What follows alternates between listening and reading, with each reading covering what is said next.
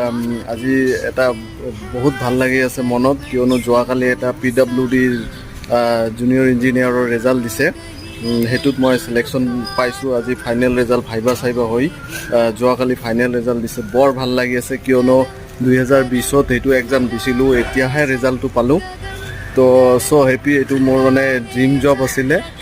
PWD junior engineer APSCৰ আণ্ডাৰত যিটো exam হৈছিলে, এইটো মানে ক'বলৈ গ'লে PWDত কৰিবলৈ মোৰ বহুত এটা আশা আছিলে, আৰু এইটো এটা মোৰ ড্ৰিম জব আছিলে।